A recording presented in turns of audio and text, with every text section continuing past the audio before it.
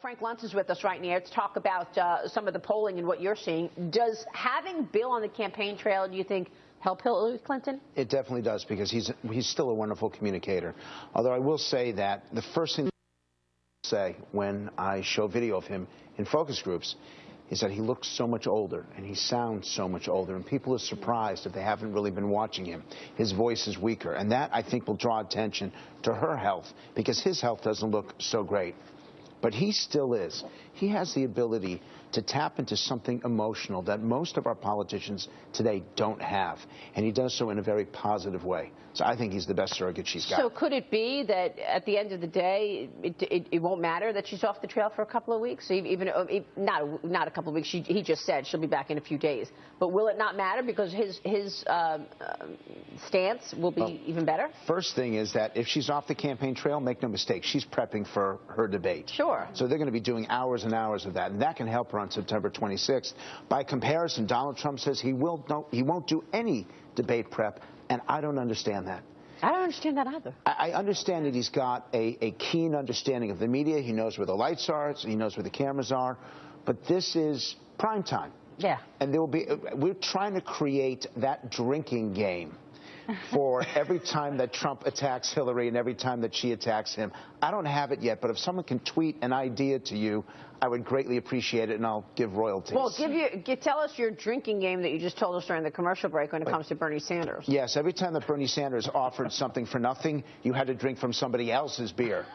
So I thought that was appropriate. That's a funny game. So, but seriously, you guys, questions are swirling around Hillary Clinton's health. Ohio Governor Ted Strickland is raising eyebrows now. He told a crowd at Kane's campaign rally yesterday, quote, watch this, I've known Senator Kane for quite some time, and he is wonderfully prepared to be the vice president or the president if that ever became necessary, end quote. Moron. What do you make of these comments? Moron. Why?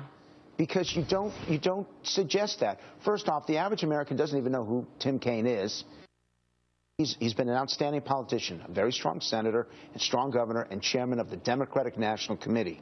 But you don't raise that possibility. I truly believe that the campaign has gone off the rails because they don't know what to say at this point. And the biggest problem all, in a word, is credibility. She said she was fine. She said she was fine. And now we find out she's not. And now this former governor Strickland is saying Kaine is ready to be president. Yeah, that's a big shift. You're right. The campaign must be going nuts over this. Well, and I would just ask, too, I mean, and now they sort of are swinging the other way, and every comment you hear is, oh, she is doing great. She was up, jumping jacks last night. She's ready. I can't hold her back another day. I mean, are they kind of compensating too much here? Does it sound like we're trying to cover up something because of how strong they've reacted to this? Her greatest weakness is the lack of authenticity, and we've seen it proven right now.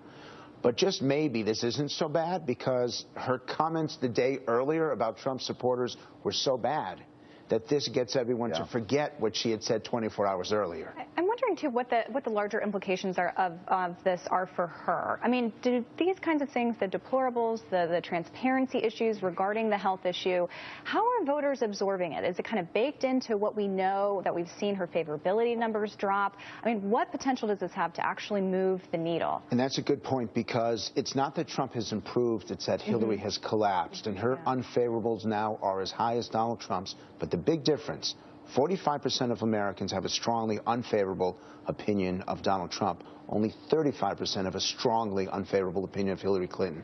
And that intensity could make the difference. However, the numbers have absolutely been closing. It went from 8 points 3 weeks ago. It's now a 2.5-point lead for Clinton right now. That's a significant shift. Yeah, but you say that it's more about, what's happened to her campaign on the negative side as opposed to what's happened to him.